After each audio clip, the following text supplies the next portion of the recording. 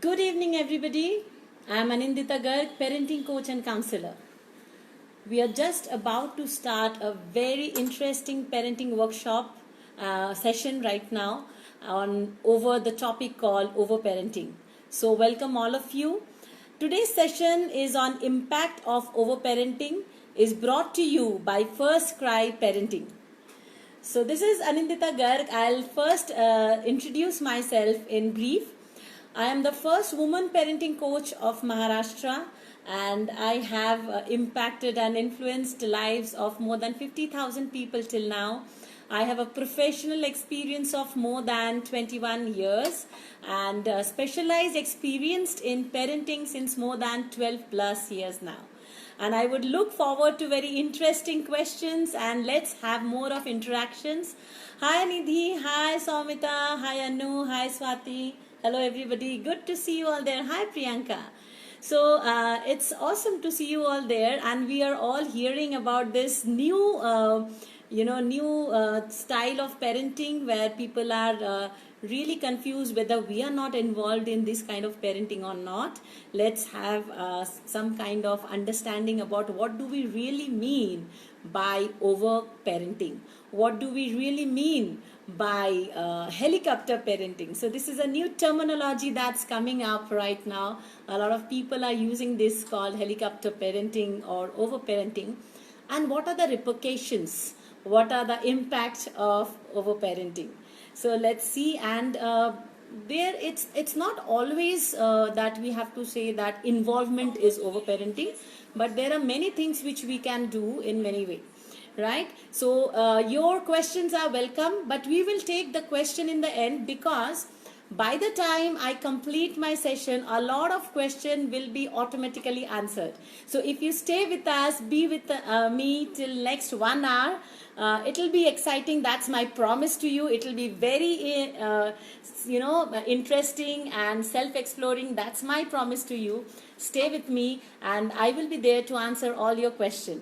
So this is Anindita Garg again, welcoming you all on the First Cry Parenting session on overparenting.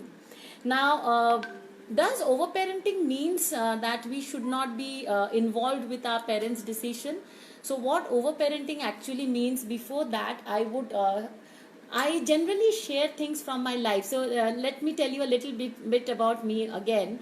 I am mother of 2 kids. Krishna, my son, is 16 years old. He has just got his results of 10 ICSE board. And my daughter, Jia, has gone to 10. She is 14 and a half years old. So whatever I'm going to share with you today is not only about as a coach or a counselor, but also my experience as a mom.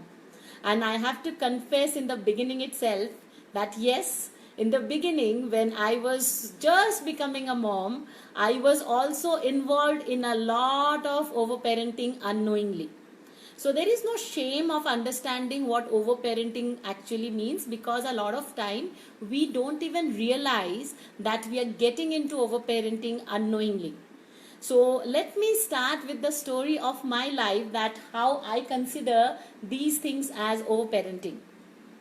So around 17 years back, when I was expecting Krishna, that time even I had a lot of access to a lot of knowledge. I was reading a lot of books, and those books were telling me how the fetus looks at 24 weeks, how the fetus looks at 30 weeks, and how things has to be done. And I was getting so much involved that I did not realize that so much of information was taking some toll on my mind frame as an approach towards the parents. I was becoming very much cautious about things to do, things not to do. Just before I was about to go for go to get admitted in the hospital, a week before, I got everything ready. The clothes were they were washed several times, they were ironed several times, they were dipped in Dettol and everything, ironed, washed, put things very nicely. These things was watched by my mother-in-law, who had come a month before to help me out throughout my pregnancy. and she was watching all this anxiety of mine. She was watching all this approach of mine, that how I was looking into the nitty gritty just before getting ready for the delivery, which is scheduled and all. And she was just telling me that relax, it's absolutely all right, things will be normal, you don't need to get so much finicky about things. You know what my answer was to my mother-in-law? She comes from one of the small towns of Haryana, and I used to consider myself very knowledgeable because I was going through all this information and the books that I was given. Today the information, by the way, have increased many folds because of the access to the information world through the online digital world. So I replied to my mother-in-law that you don't know anything. These are the things which is very necessary, and I'm doing things which is absolutely necessary for my child who is going to come to this world. This syndrome is called nesting syndrome, which I also had. And my mother-in-law could not understand. Even this syndrome I came to know through Knowledge Bigs, right? And my mother-in-law was wondering why I'm getting so much finicky about things. And I was giving this answer to a lady that she doesn't know what I'm doing and she better keep her business to herself, to a lady who has given birth and raised 7 kids. So a lot of time when we are over flooded with a lot of information and we are reading a lot, we are studying a lot, we are analyzing a lot, we sometimes tend to forego and tend to overlook the practical examples which are just around us. We tend to not to respect what's happening naturally around us. I did not understand that what my mother-in-law was sharing with me was practically from the experience of her life that she was sharing. So this is something it starts, so over parenting starts sometimes much before even your child is born, when you're over cautious, when you want to take all the precautions.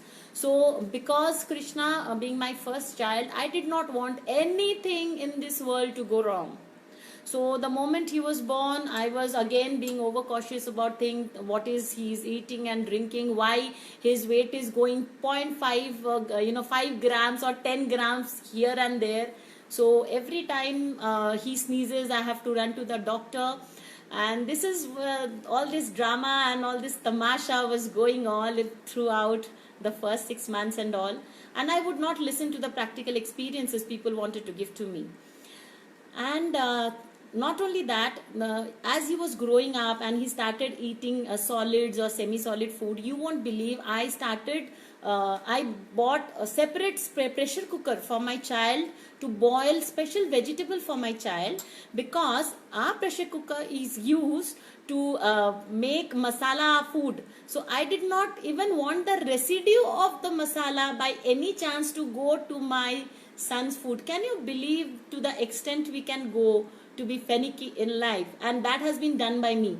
So I always feel that we have to be very honest and vulnerable about our own self before we start preaching about what overparenting or whatever any session is about. So it's about my thank you Rohit for this, because yes, it takes a lot for this authentic sharing. So I had a different pressure cooker for my child. I would boil the bottles and everything several times, sterilize it several times. Sterilizing is important. But how many times you're sterilizing it, you have to look into that. I used to sterilize it after every meal and after every half an hour. You know what was the result on my kid? My kid has picked up a behavior of becoming overcautious in life. When he was a child, before jumping even 4 inches height, he would think several times. He would be his immunity level went down drastically, because I did not allow him to experience nature. I did not allow him to bring up his own immunity by fighting with any kind of bacteria that can actually go, because I wanted him to be completely well protected. So by protecting my child too much, was I doing good for my child? So Krishna's behavior pattern totally is, and his approach towards world and life was totally different. And then I got the news that I'm again pregnant with my second baby within 1 year of my first, my child was born, my first child. So Jia came after 18 months of after Krishna was born. So I did not have any chance, any time to be so much overconscious and do such things for Jia. Now today, even today, I can see huge difference in the approach Jia has towards life and Krishna has towards life. Though because of my realization, thankfully I could train Krishna into becoming little okay and little bindas about life, and he's coming out of those shells which I have created for him. He's coming out of those boundaries which I have unknowingly given to him. That is, now I could do it, but right now that is the main I could see the difference in the attitude of both the kids. Jia was born playing on dirt. Jia was born playing with mud, eating on the ground, and spoiling things here and there, because I did not have time. And by that time, hopefully, I think so, I got the realization that these kind of thing really doesn't work in life. So my first tip to all the parents is that information is very important. Right now, the information I am going to give you is also very important. But please use your own wisdom to select what you want to use in life, including my information. Please be vigilant about the kind of over information that you are being flooded with all the time. Now, please be vigilant with that there are some practical experiences life is teaching you all the time. So if you are involved with nature, if you are involved with life itself, and you are alert with life itself, you will understand the information is being given to you all the time very authentically. And we are searching for a lot of logic and analysis unnecessarily, which complicates the way we raise our child and we start parenting. So the parenting starts from the day the child is born. So for the little mummies and little, for the mummies and dads of the little kids, it's okay sometimes to not to be so alert about what your child is picking up. I feel very sad nowadays to see the young parents putting mittens the moment the child is born. Putting socks and mitten, always covering the child. We need to realize and we need to remember that we are all product of nature. If we disassociate ourselves from nature, and the child is born with all the five senses alert, by protecting the child so much, we are actually detaching the child from mother nature. You cannot do a good mothering if you are detaching your child from mother nature herself, right? So don't be so overprotective. Let your child fall down.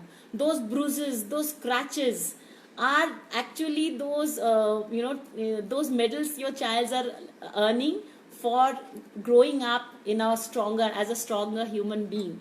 And believe me, that works much more than the marks he's going to earn. We are going to talk about that also. So I hope we are all together right now and you are understanding what I'm talking about. I'm so amazed to see that people from all over the world are now connecting. Hi, Perez. I hope you're able to understand my language, because you have written something beautiful, but I'm not able to understand that language. But there is something called joy. So thank you for your comment. So Swagarika Mishra, yeah. So you can relate to it. That's great. So there are two types of parenting which is being seen nowadays. One is over involvement, which we are going to talk about, and the other is another extreme that's called uninvolved parenting. So before I talk about over involvement or uninvolvement, there's a beautiful word that everybody understands here, is called unconditional love in parenting. I always believe that in parenting, the mother and father, they both cherish, the world cherishes this relationship, because everybody feels that this is a love which is totally unconditional. Hello Nutan, hello Rihita, good to see you here. So they find that we all say that the mother's love, the dad's love is so unconditional, and that's why it is among the purest parenting style, purest relationship we can ever come across. But let's go for the straight talk now. I am Anindita Garg, known for talking straight to people. My intention is not to hurt anybody's sentiments, but my intention is to get to the ground realities, so that through that we can contribute to your life. I hope it is okay with all of you. Hi, Anjali. So, when we talk about that it is unconditional love, let's really think over it. Really, is parenting unconditional?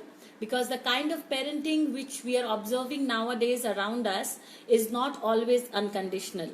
We are doing a lot for our kids, a lot for our kids. We are taking a lot of burden of their burden to us because we don't want other people to question our parenting. We want our parenting to be perfect. We want our kids to behave perfectly, nicely. Why all this game is going on? The whole game is going on so that people, outsiders, everybody, do not point you out about your parenting, your parvarish. In Hindi, in India, we call it as parvarish. And there is a huge, there is a funny saying which I always see, says that, सबसे बड़ा रोग क्या कहेंगे लोग. So one of the biggest concern people have is that what people talk about us. And because of this concern, we are going overboard. We are not being overprotective just to protect our kids. We are not doing things for our kids just to make them happy. We are overdoing things so that people do not point out that we have left out on something. This approach is a problem. So there is a condition that we are putting on to our parents. Actually, parenting nowadays is mostly about conditional love. Mostly about conditional love. So I am doing so much for you so that I can see you in a good college, because when you go to a good college, when you go to get a good degree and go for a good career, people will tell me, see how he is raised. Look at their parents, how they have raised them. Look at the environment the parents have given. Just to hear all these things, that something is going in back of our mind. That's why we are not able to let our kids free. That's why we are not able to let our kids do mistakes, because we don't want to be pointed out. So this is one of the attitude which leads to the kind of over parenting that people want to go through. Now, by this, does we mean that we need to let our child do whatever they want in their life? I really don't mean that, because you are the guiding light for your children. You are one of the people whom they look up to, and actually this institution of marriage and parenting has been created so that there is somebody who can guide the child, right? There's somebody the child can look up to. Involvement of parents are beautiful. You need to be involved with your child.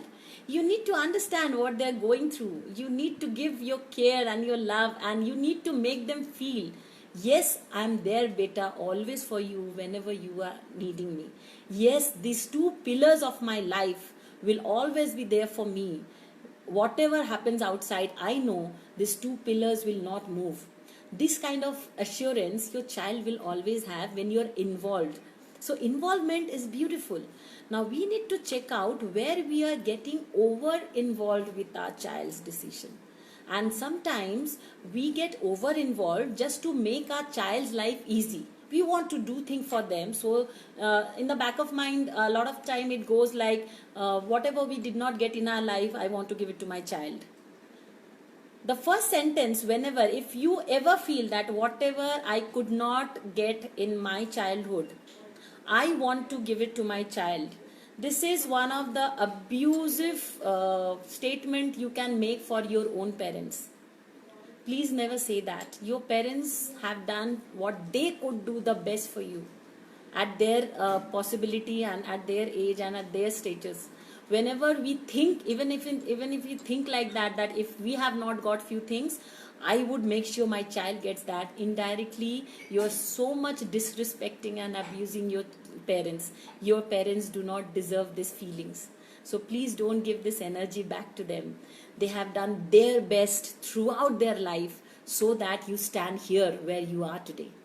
So let's send a lot of gratitude to our parents for making us whatever we are right now, right? So the first thing is that. Second part of is that a lot of time through involvement we want to make them comfortable. But in the process of making them comfortable, are we really making them comfortable, or we are making them disabled in life? Tell me one thing from your experience of life.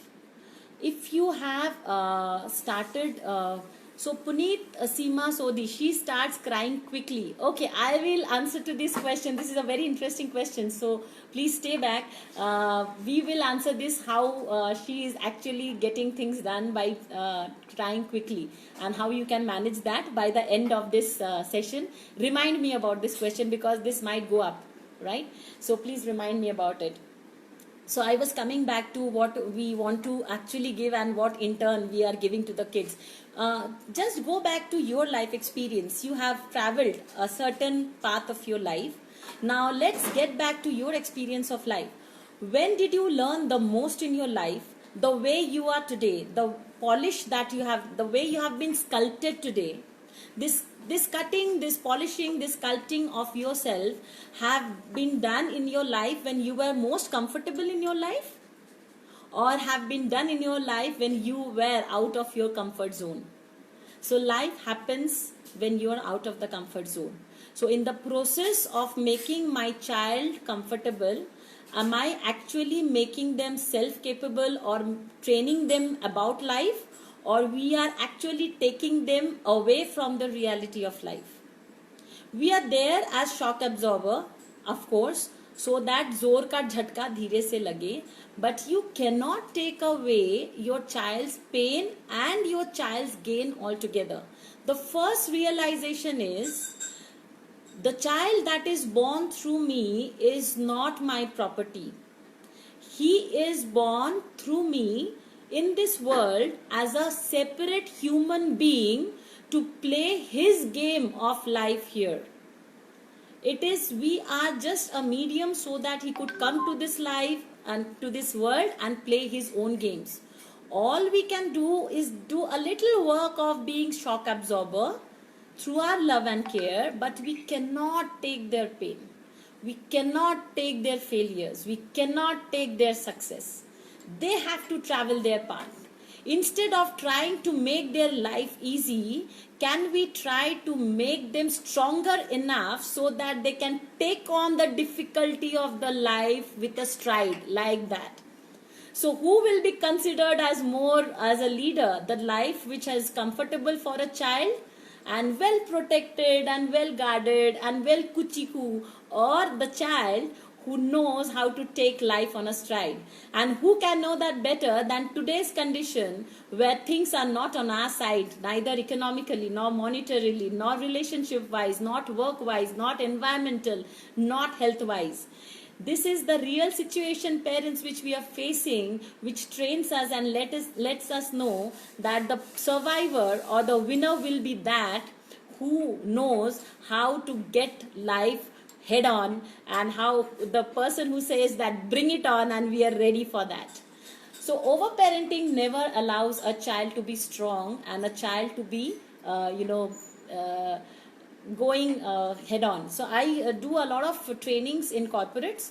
The major problem the HR people they are facing is that just after induction, within 6 months, these young kids who are joining the corporates, they don't have patience.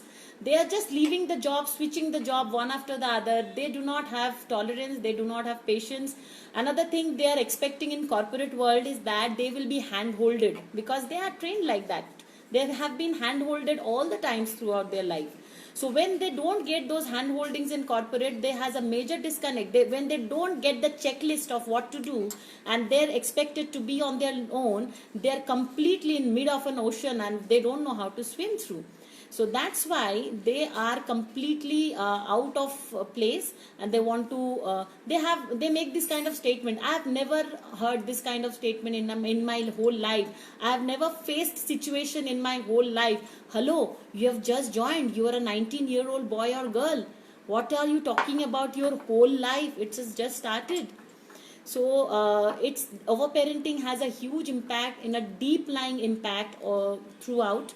When we talk about overparenting, it starts from right through. So involvement is good. It's nice to know what my child is doing in the school. You must be alert.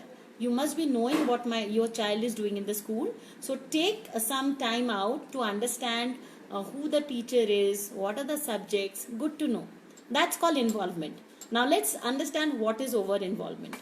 Over-involvement is which school my child is, which class my child is, which section, which row of the bench he's sitting, who are the teachers, why half marks are being cut, where my child is standing during the concert, during the football tournament, why didn't you give him the special position? And every time when you're questioning the teacher or coach about everything the child is going through, which grade, which class, which section, which row, which position, everything you are taking care of as the secretary of your child, that is over involvement. Let him create his own position. Let him struggle through and go through his own position in the school. And you need to understand that he is being in a good school. So I hope, and I'm taking it as I'm considering it, that most of you who are sending the child to the school have already chosen a school which is a very good school. So study will be taken care of. 5 hours the child is going to the school and studying. So if you have put your child in a good school, studies will be taken care of. But just see how we behave throughout the day. Morning 8 o'clock, the child, early morning the child wakes up and we are in a hurry to wake up the child. And by that time we have prepared everything, the tiffin, the breakfast. We don't even let the child fill up his own water bottle. Now tell me one thing, parents, what is a hazard of filling a water bottle for a child? But we don't want to make the child even do that much of work. So the water bottle is filled up, the tiffin is well made, sometimes even the bag is prepared by the parents, because the child should not get scolded by missing one book. So what's going on in your mind? If the child gets scolded, so what? He needs to understand that he has to prepare his own bag. If he has not done so, he is answerable to the to the teacher. You cannot take it as your self-respect problem or your ego problem. How dare the teacher is sending me notice or scolding my child? Yes, he has to go through such kind of warmth and such kind of things in life. So Sheetal says, my daughter is 2.5 years old and she sings rhymes but don't talk. Sheetal, that's absolutely fine. Singing is more beautiful than talking, and the whole life she's going to talk. So if she is singing rhymes, it means that her vocabulary or her speaking and her speech is okay. Right? So don't be in a hurry. The whole life she's going to talk blah blah blah, what I'm doing right now. Okay, so that's absolutely all right. Let her sing through the life first. Let her get absorbed with the nature and the best intelligence through multiple intelligence. When I talk about multiple intelligence, I got trained through Dr. Howard Gardner, the father of multiple intelligence. He says one thing very beautiful. It's not important to understand how smart is your child. It's more important to understand how your child is smart. So the smartness of a child comes out through many things, but we have only certain parameters to gauge the smartness of our child. So we'll glide through that, we'll understand, and let's come back to how much we are doing over-parenting in so many things. So I'm a Bengali married to Haryanavi and staying in Maharashtra. So total national integration, right? So I am born and brought up in my childhood. Major part of my childhood was in Kolkata, and I keep going to Kolkata every now and then. So there I'm again telling you a very good incident and story. So there is a very famous school in Kolkata, So that school is very well known for producing kids who are merit holders. Their kids rarely score less than 90%. So in the high school, if you see, it is one of the largest school, and there are 1800 kids only in the high school.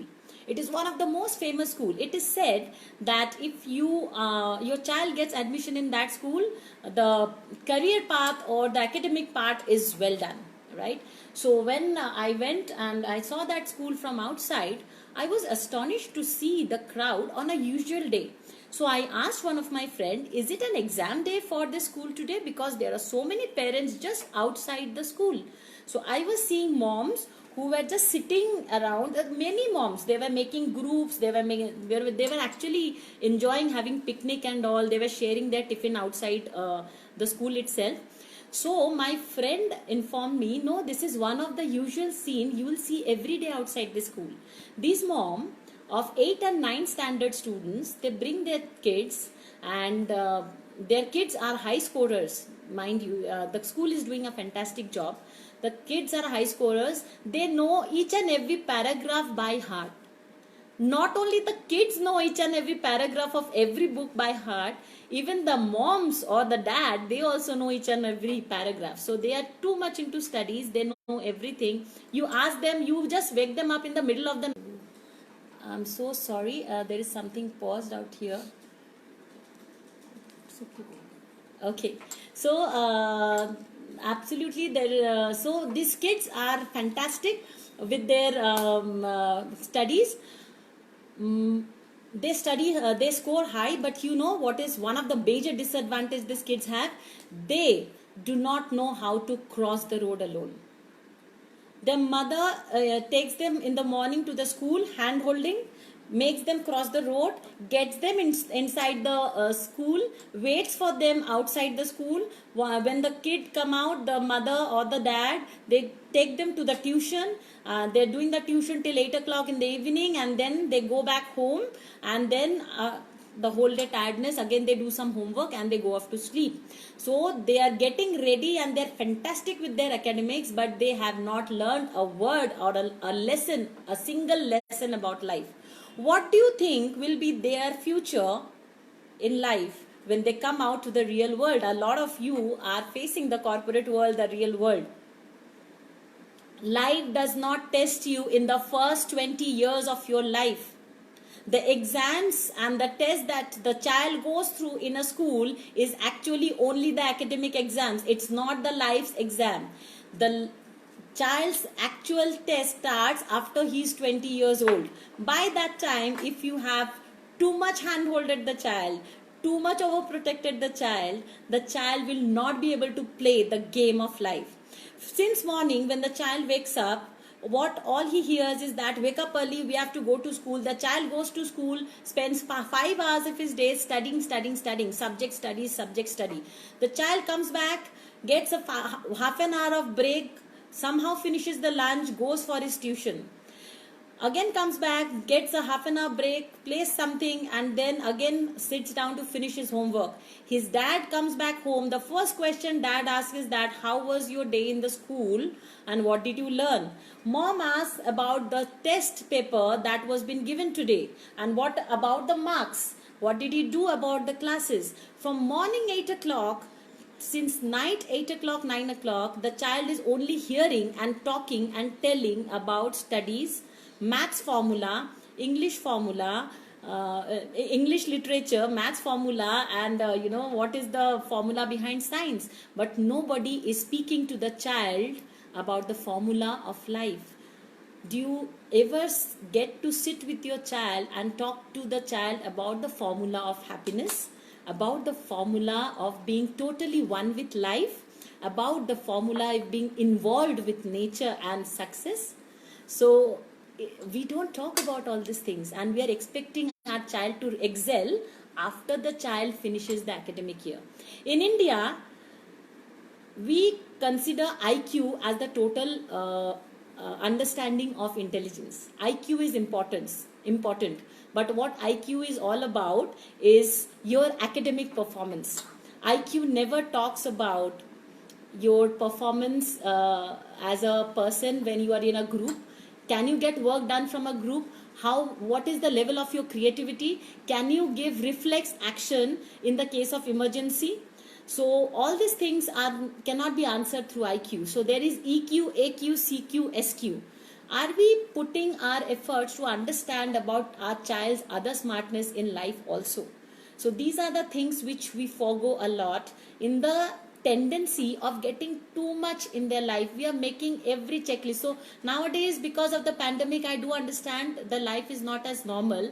But let's recall what is a normal day of a normal child of a 7 to 10-year-old or even a teen.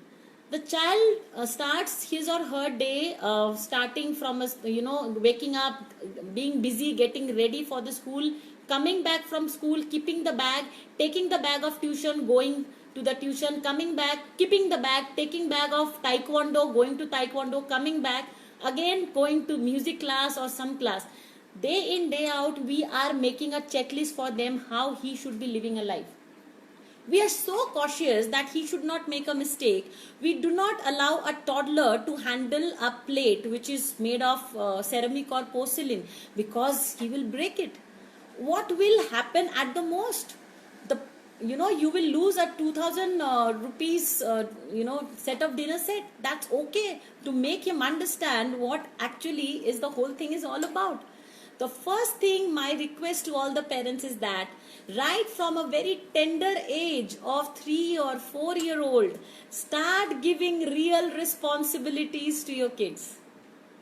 Real responsibilities. So when you bring up your child with lots of love and lots of real responsibilities, you will see miracles happening in your life, in your child's life, and you will see a leader emerging in front of you. We are bringing up a child with a lot of love but a lot of comfort. So when I am saying give your child a lot of responsibilities, I am not saying that make your child's life a hell by making him getting into commando training or something. Responsibilities can be given with a lot of respect. Responsibilities need not be given by saying, let's see how you can do. I don't think you will be able to do that. So don't always keep the child on a radar or on a challenge zone by questioning his capabilities. You can say that, I know that you can do it because I trust you. Let's do it together. Let's understand how we can get things. And there will be things which will go blunderously wrong. So stop helping your child on every nitty-gritty thing. Stop being a secretary to your child when he is going outside. Stop being so stressed about his mistakes that he is performing. So how do we know, how do we understand, what are the signs? Let's understand now what are the signs of overparenting. I hope a lot of you who are watching me right now is sitting with some pen or writing pad, because what I am saying right now will make a lot of sense right now, but once we are offline, if you don't have an access to this what I am saying, you might miss out on very important some information about what I am saying. So please write down the things which I am going to say about the signs of overparenting. Now Ankita Bharadwaj is writing, my son is 5-year-old but he never want to sleep, both in afternoon and not even at night. Every night I have to scold him for sleep, and in the day he is very active. So what do I do, ma'am? So we will also talk about that how important sleep is, Ankita, but just to tell you a little about it, you have to make a schedule for everything. Just imagine at night, first of all, if you want him to sleep at night, don't make him sleep in the evening or afternoon. And at night, you have to make a proper schedule at home itself. Just imagine at 9:30 or 10 o'clock, I do not know what is the suitable time for you, if everything is shut down, right from the TV to the lights to the music and everything at house is shut down and dark, and you go off to sleep with him for continuously 1 week, every day this happens, what will your child do in the dark? He will throw all the tantrums for 1 week or maybe 10 days. But if you do not give up, if you continue to do that, your child will get into the setting of the body clock. He will understand it's so boring, everything is dark, what do I do? My mom and dad is also going to sleep. So two things will happen. Either you will also get into the good habit of sleeping early with your child. If you do not want, maybe sometimes you might have some work, set an alarm where you can wake up after 1 hour where he gets into deep sleep, and then you can again start either getting into your work, or if you wanted to watch some important thing in the TV and all. But the first thing is that if you really want your child to get into the sleeping mode early, then you have to make sure that the atmosphere in the house is completely supporting that. If there is TV running in a low, in a loud sound, or there is a lot of activity happening, your child is also excited. Your child do not want to miss the fun, because there is so much of excitement, there is so much of talk going on, there is so much of phone call going on, there is so much of TV going on. So your child doesn't want to miss the fun.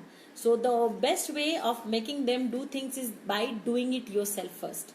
So I'll come back to a lot of questions. I'm happy to see so many questions pouring in. I hope I can address to a lot of your questions. But in case I'm not able to, answer a lot of your questions because there's so many questions pouring on. Thank you so much. You can get back to me on 9822268333.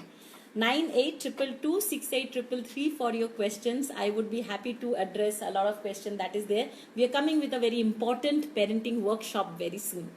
So signs that you can see in overparenting is that when you tend to be very picky or demanding over little things for your small child. So a small child can make a lot of mistakes, but a lot of time I see a mom getting too much worried about what she is wearing. If your beautiful little girl is wearing a pink frock and she has chosen to wear a green clip along with it, let it be. She will look different, but let it be. But then also we are so much cautious what people will say. We are going out. Now what people will say, if it is inculcated and you start pouring, stuffing it in at the early age of 2.5 or 3 o'clock, you have to be perfect, you have to be prim and proper, because what people will say, the child will look cute as it is, what people will say. But at the early age of 3 or 4-year-old, you're giving your child this strength to understand that yes, my child, you are allowed to take decisions. Yes, my child, I respect the way you want to take decision. So till the time it is very hazardous or risky for your child, stop helping your child everywhere. Stop getting into, just wait and watch what she is doing. If it is not hazardous, if it is not creating an emergency, it is okay to be funny, it is okay to be cute. So overparenting at a very young age, you can manage it fantastically, because people will not question it. It's okay, just tell them if they're looking different, because my child has tried this out himself or herself. So when you're becoming too picky or demanding over little things of your small child, you will understand that you're little going overboard. It is okay to let it be. It is okay sometimes to look crazy, and it's okay not to look that perfect queen or the perfect rock star which you want your child, expect your child to be. Trying to micromanage your child's every little move. So we are actually bringing up a separate human being to play their game fantastically in their life. If you remember this sentence which I have said, always, your approach will be appropriate always. We are responsible to bring up a human being and making him or her capable to play his own game in life fantastically. Right? So when you are approaching that and you want to micromanage every little thing, again, in the back of mind, what is going on? People should not point things out to me. Right? So don't try to micromanage. Let him make his own chart. Let him make his own schedules altogether. I will tell you another story about it. Is that I went to Joggers Park with, we were going for a walk, and my friend joined with me and my husband, and my friend's son is in the same standard where my daughter is, same class, same standard, same age. And this gentleman who is having a huge post in a big company was telling me very proudly that yesterday I went off to sleep very late at night because I was finishing my son's project which was given to my son. So I don't want my son to be left behind in the class. I don't want my son to waste his time on anything which is not productive, and I want my son to score the highest. So I make sure that his project is perfect. So make his project perfect, I do all his projects. So he makes sure that he scores high, and his son's project is the best in the class. So he does all the project for his son. That day I told that gentleman, I did not know that my 13-year-old child, my 13-year-old daughter is competing with a 41-year-old man. And I'm so proud to know that today, that she is competing with a 40-year-old CEO of a company, and she's not giving up yet, because I have never done any project for my daughter. And if her project is not chosen as the best project in the class yet, I am okay with it and I'm proud of it, because the best project which has been chosen in the class is not the child's project. So my child is best with me, and she's right now being trained to compete with a 40-year-old man. And how is that? So that's absolutely okay. So that is, fantastic to know. And please don't do these things just to earn marks, just to earn more accolades. Don't help your child everywhere in the class or the school homework also. Fear, why we do this? Because we are fearing consequences of if our child fails, and helping her before even he or she tries to do anything. We rarely fail in things which we are doing every day monotonously. We will be making more mistakes if we are trying to do things which we have never done before. So if your child are making new mistakes, it means he or she is trying out to do things which he or she has never tried to do before. So now it's time to ponder upon that, whether by hand holding we are making the game of life easy. We are making the game right now easy for my child, right? So if you're hand holding your child every day, and you're taking too much interest in which section and which in which line your child is standing and what your teachers are doing. I see a lot of WhatsApp groups. I have never been a part of WhatsApp group, but I got to see my few of my friends parents WhatsApp group. I am amazed to see the kind of discussions happens there. What is the answer of question number CB of chapter 3? One parent is discussing with the other parent about the question answer in a WhatsApp group. What is being done in the third period on what was told by that ma'am? So if we are doing so much in a WhatsApp group and even the question answer is being discussed, don't you think that we are little going overboard and it is not required? So wherever we are forming an WhatsApp group, even I am telling the parents, just see, are you required to be there? Because these informations about the school will reach you otherwise also. You need to keep an invigilation whether things are happening good or not, but everyday participation, and right from everyday question noting and everything. If your child have missed a day in the school and the question have not been there, so what are the next training you can give your child is he himself has to discover from where he needs to get the answer to those questions. In the process, he will actually learn those answers. But we are actually cudgewing everything and giving it to our kids, right? So please, thank you so much, Rohit, sir. Thank you so much for this compliment. So please do not cudgel for your child and let him discover if he has, and in the process he will not make excuses for going for more leaves, because he knows if he goes for a lot of leaves he has to make it up for himself. But we are doing the projects, we are doing the homework, we are so cautious that he should not get scolded. If he gets scolded, so what? Didn't you get scolded when you were a child? Did your parents have a WhatsApp group to give you all the answer to the question, and that made something bad about your life? So exploring by himself will make him grow always. Life always happens when you are traveling out of the comfort zone. And the best part is that once you are acquiring that discomfort zone, that becomes your comfort zone. So it never shrinks back. So whenever you are exploring yourself out of the comfort zone, you are expanding your life. So the worst part is that sometimes maybe in the back of mind we don't want our child to grow, because these are the only human beings who are actually relying on us and depending on us and making us feel special.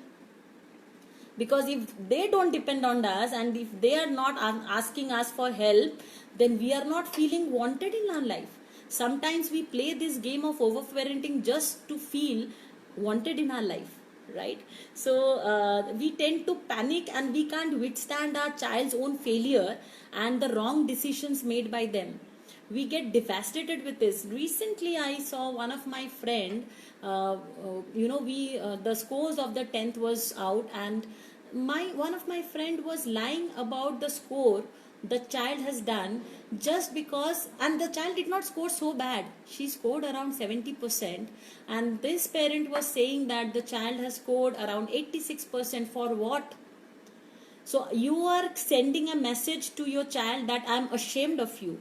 I'm ashamed of your performance in the school. And at the same time, this is the way you should portray a fake mask in the society. So, what are the trainings we are giving to our child when we are not being truthful about their performance and we want to portray something else about our child? Our child's life is not only the scoreboards on the academic part, right? So we need to get them into the, now the rainy day is there. How many of you go out and actually let your child play in the rain? How many of your the kids, the parents kids child, the kids, they know how to climb a tree? So you have not trained them into a good fitness and a good connection with nature. This body, when the child will be of 40 years, the marks will be there, but the body will not be supporting that intelligence. How will he sustain at that point of time?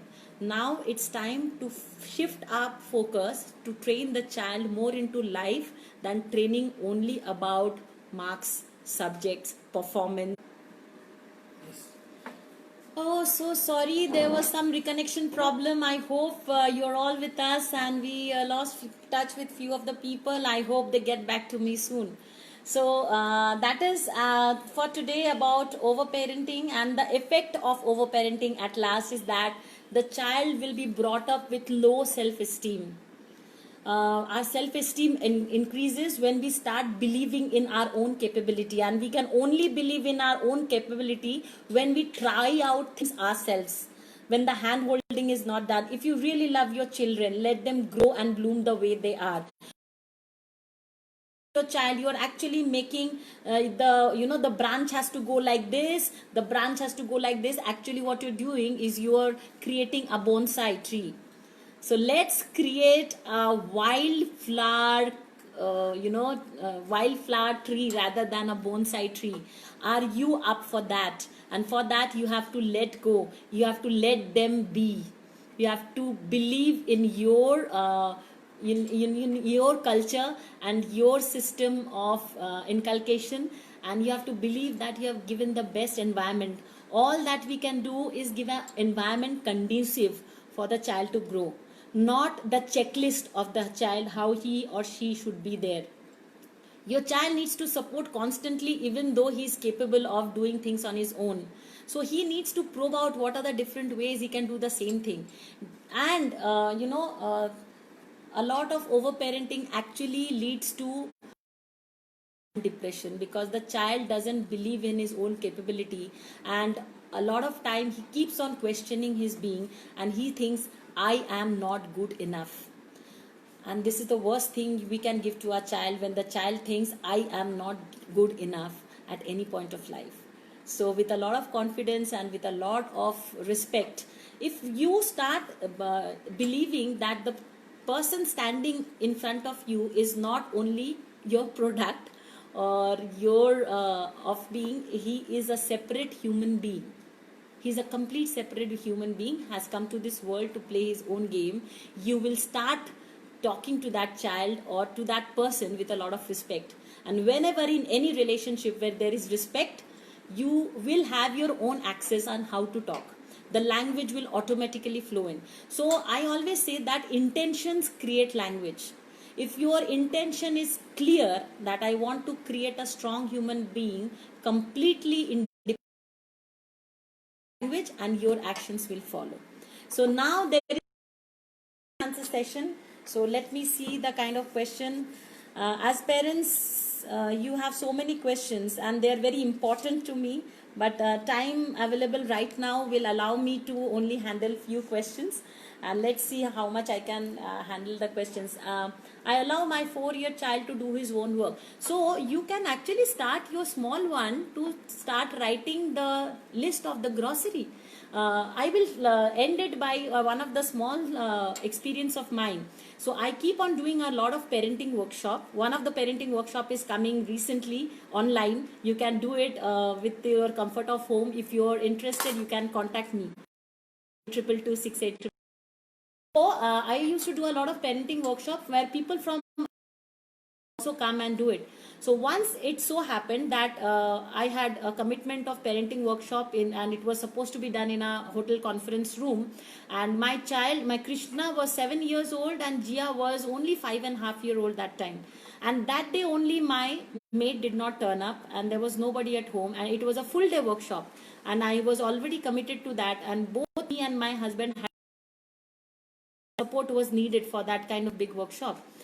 That day, I did not want my child to feel helpless. At the same time, I wanted my workshop to happen successfully. So in the morning, I sat with my, my kids, and then I told them that, Mama has a commitment to go for, and I believe you as kids that you will go fantastic throughout today.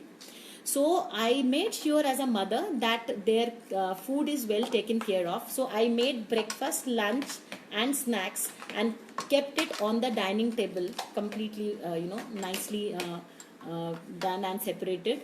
And that day they were looking at me when I was talking to them that today, you have to behave like adults, and I hope you go through it fantastically. And I know, I have a faith in you that you will be pulling it off very nicely. And at the same time, because they were very small, only 5.5 year old and 7 year old, I told my neighbor to just come in between once or twice and keep a watch if things are okay, and not to help them. So my neighbors did so. That day, Jia, my daughter, who was 5.5 year old, went for bath and wore her dress completely ulta. It was upside down. They received courier by themselves. They received phone calls on the landline, and with broken languages and numbers, they could write the numbers. But that day, my both kids went a step ahead in their understanding about life. They could understand that yes, this is the way we can pull off in our life without feeling, oh my god, what to do, I'm so, without having that feeling of being weak in life. So things changed a lot after that day. So that could only happen with my conversation of pride and conversation of respect and trust. Has a lot of capability. It's just that we are in the name of love and protection, we are sometimes cutting their wings and not let them fly like that.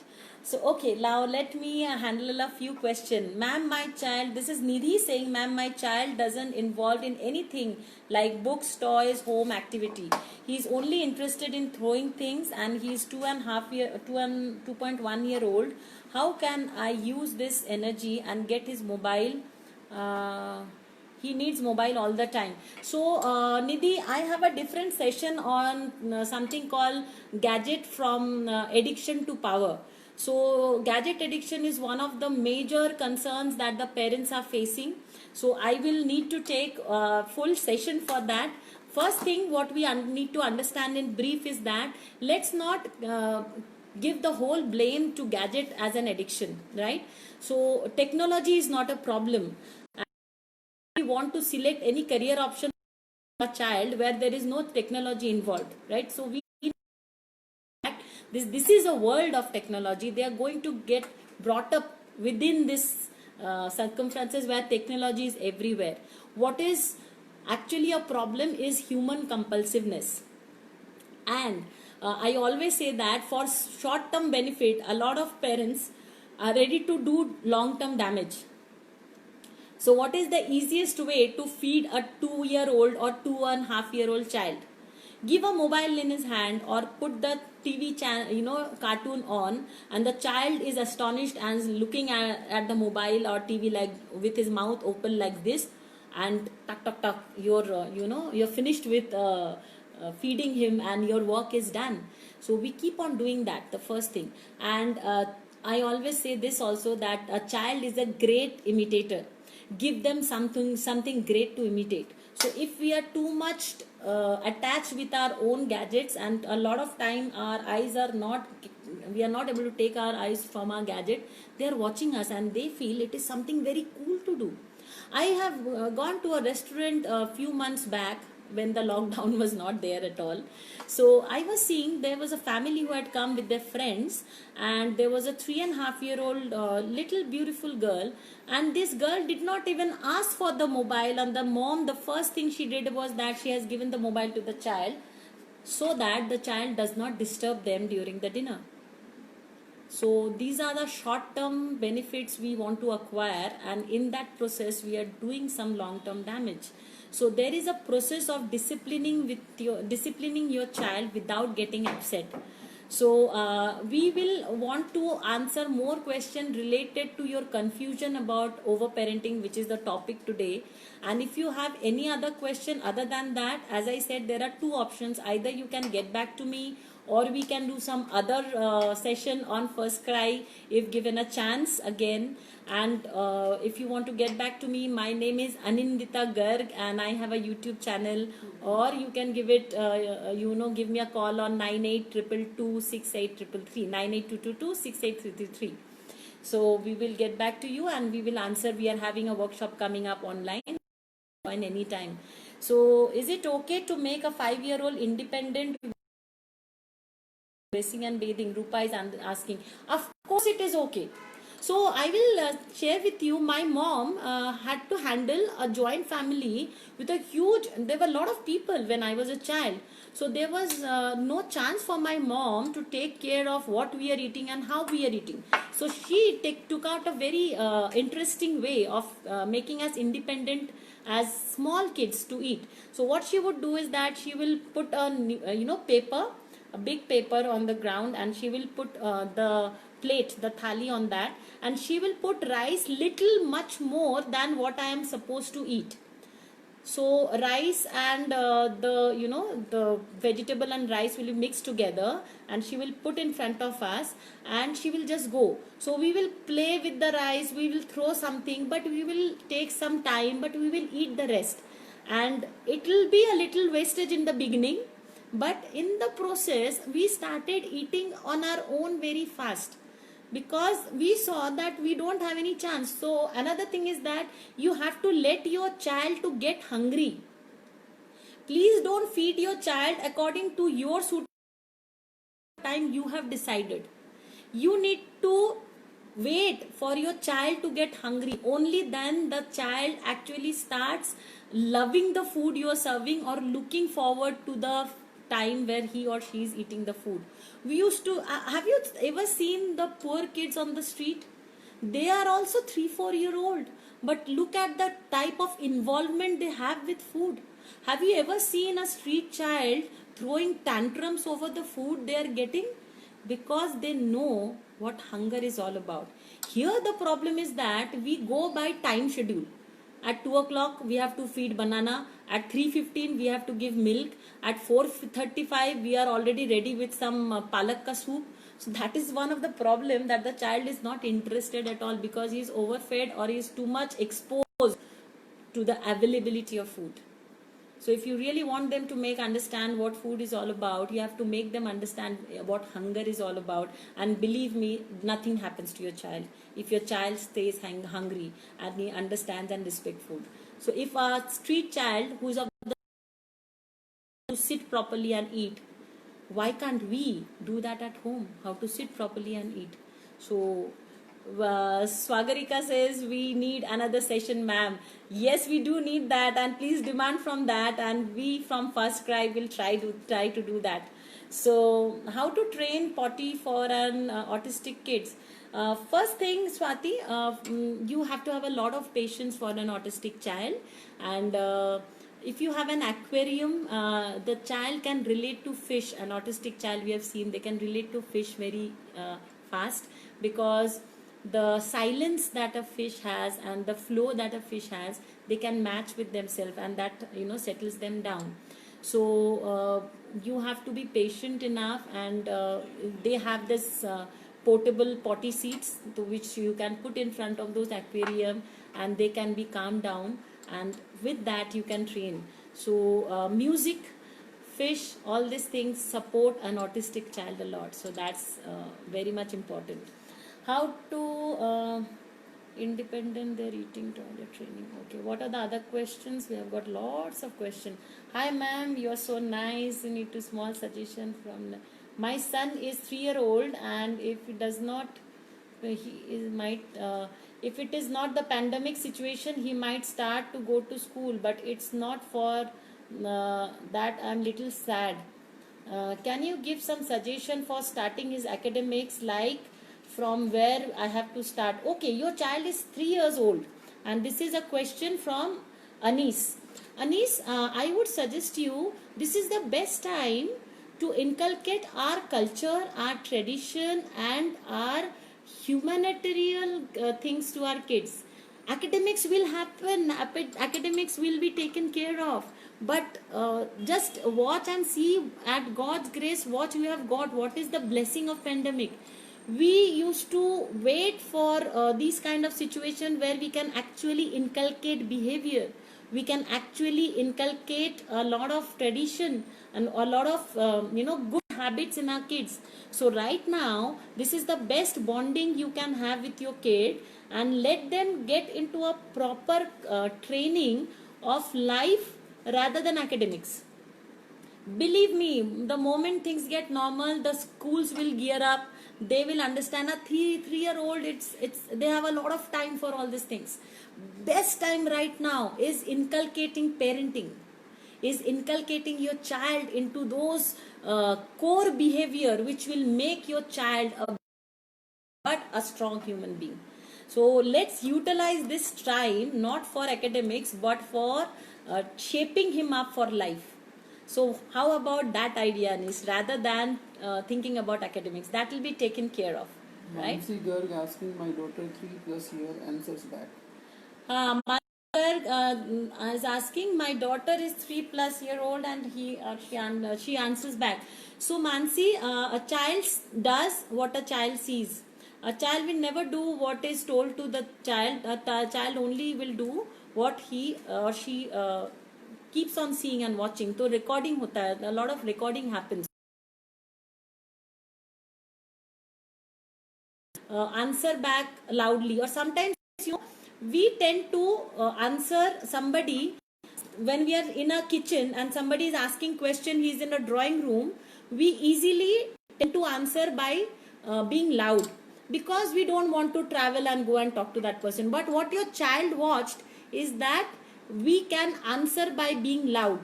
So the information which got into your child here is that being loud is okay, because all the time everybody is talking loudly or answering back loudly. So that is completely okay. And when the child is very small and a lot of time they, or sometimes hitting back the parents, the first mistake that we do is that we find it very cute. We sometimes the grandparents support, sometimes the parents also find it very, oh my god, kuchu kuchu, how sweet. So these things doesn't seem very sweet when the child keeps gradually grows up. So the first thing we need to set as a discipline is that this is something which is not acceptable. And believe me, there are a lot of things where you are very straight and strict. In many tradition, in many homes, there are certain kind of food which is not allowed. We are not being flexible there. In art, in many tradition, in many home, there's a certain way we worship, in the certain way we pray, and we don't let flexibility there. Flexibility work there. So our child gets that they need not mess up with those things. Even a 2.5-year-old child will never put his shoes in front of the temple or mandir you have at home. How does that child gets it very clear that this is not done? This is something which we will not allow. But how that same child is thinking it is okay to hit your parent, or it is okay to answer back your parent, because we are letting it happen. It's 1 or 2 times, it's okay. No, we can't scold in front of guests. No. It has to be a rule, and if the rule is broken for the first time, it is broken, and you have to communicate beforehand that there are certain rules, let's follow that together. If I do it, even I get the same reaction. If you do it, you also get the same reaction. So the first time the child does something And every time the child does something, your approach towards that will have to be the same, whether there is guest, whether whatever it is, the approach needs to be same. Just imagine, Mansi, if you have done that 20 times, that if you do this, my reaction will be, I will not, let's not talk for some times, or I will leave you alone for some times, let you gather your, peace of mind, after that we'll talk. Will your child even dare to do it after he sees that every time the approach is same? Because we keep on changing the approach, the child gets the audacity to understand that we, can stretch the, the rubber till the end it breaks. So they know how to stretch our patience level. So that's very important. My son is 2.7 and speaks one or two words clear like mom, bye, babies a lot. Though very active, should I need to be concerned about it? Absolutely not, Pooja. It's absolutely okay. 2.7. Some kids speak little late, but because the child is speaking, expose your child to a lot of rhymes, rhythms, and a lot of music. And the best thing you can do is that keep talking to your child as you're talking with clear language. A lot of time we only introduce a lot of gibberish language and a lot of jargons. Just imagine, in India we say hamba. We call, we show a cow and call it a hamba. Now hamba is, it's yuktakshar. It's easy to say cow or guy than hamba, but we want to hear that.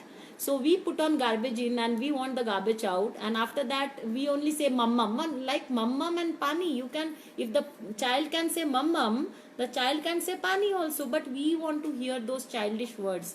That's why we keep on feeding with those kind of words. The more we talk, more keep on talking to your child, keep on talking to your child as if you're talking to your friend or somebody who is a different human being, and you will see one day, not immediately, but gradually he will start reciprocating that, and that's very beautiful.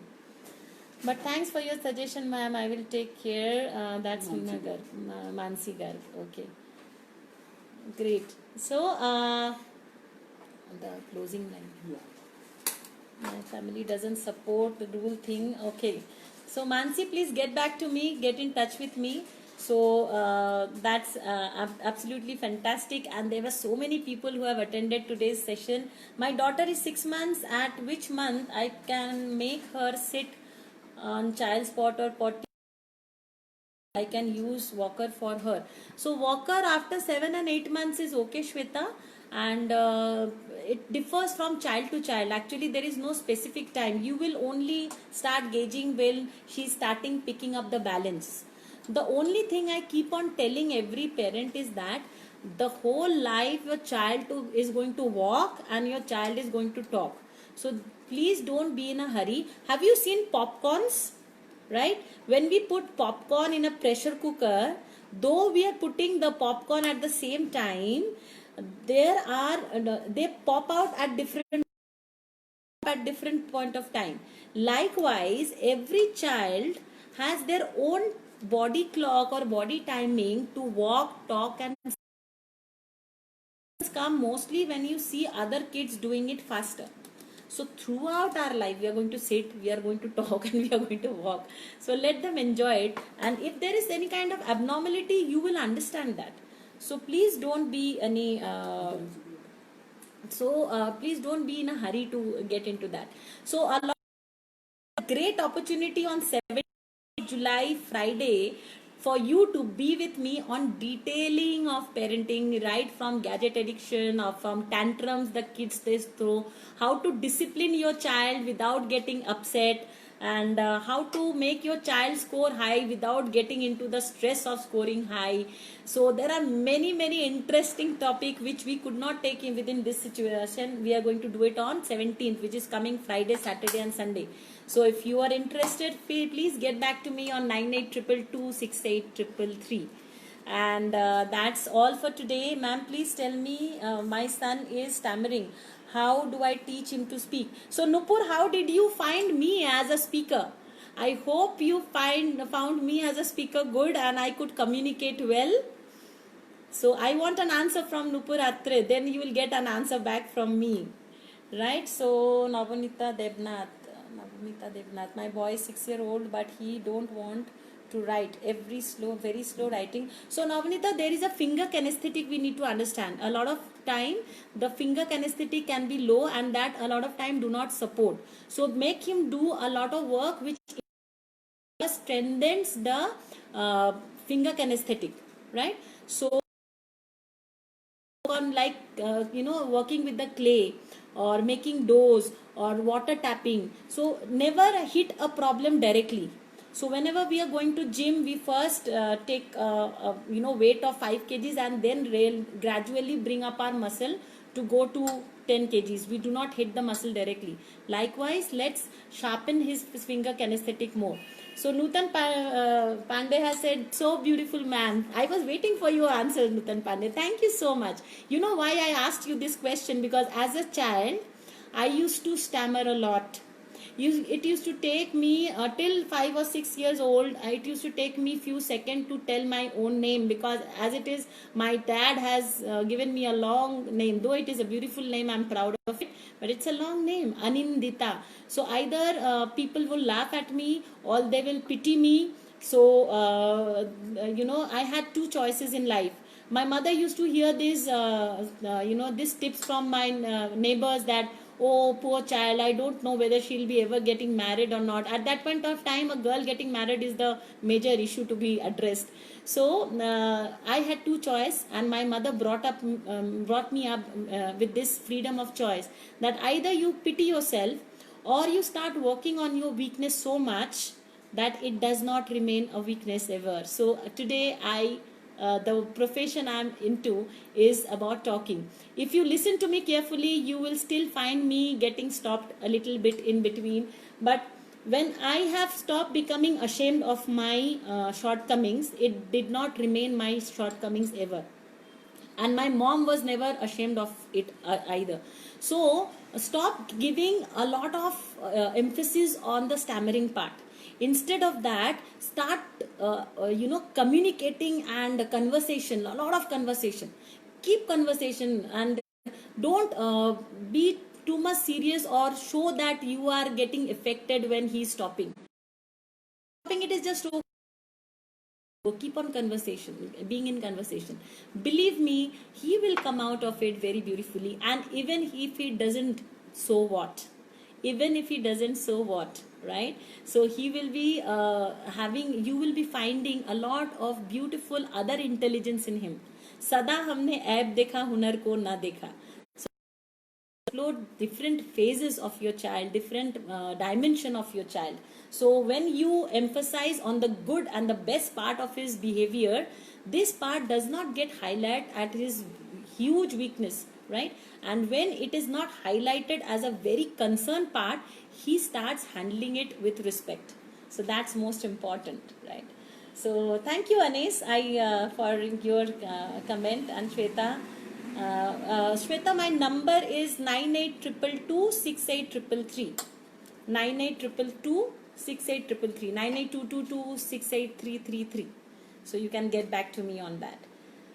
So today's it was fantastic to have all of you here, and it was a fantastic session altogether. And thank you for participating in today's session. First Cry and First Cry Parenting for more such informative sessions and topics. Also, don't forget to help other moms by sharing this. And you were awesome listeners, and it takes a lot for listening for so long. And thank you for being there. See you again soon. This is Anindita Garg, parenting coach and counselor, all the way from you. Thank you so much, and namaste. Bye bye. See you, everybody. And people who are still asking questions, you can actually get back to me on 9822268333, or you can search Anindita Garg on YouTube channel, ANINDITA GARG. You can Google me also. You will find me on Google. Thank you so much. Nutan Pandey is saying, no, don't go. I'll be there, Nutan, for you always. Just get back to me on my number. Thank you so much. And thank you for your love. It means a lot to me. Thank you so much. Bye bye, everybody. And it was lovely to have you all here. Please keep your queries posted, and please let us know also what are the other topics you want me to talk about. I will try to come back on First Cry platform again, and we'll try to talk on some new interesting topic and heart to heart topic with all of you. And thank you so much from First Cry team, all of you. Thank you. Number please, Rupa, my number is 9822 Thank you, Rupa, and hope to see you. You can also find me in Google. And 9822. Thank you. Thank you, Nupur. Bye bye. See you. Take care.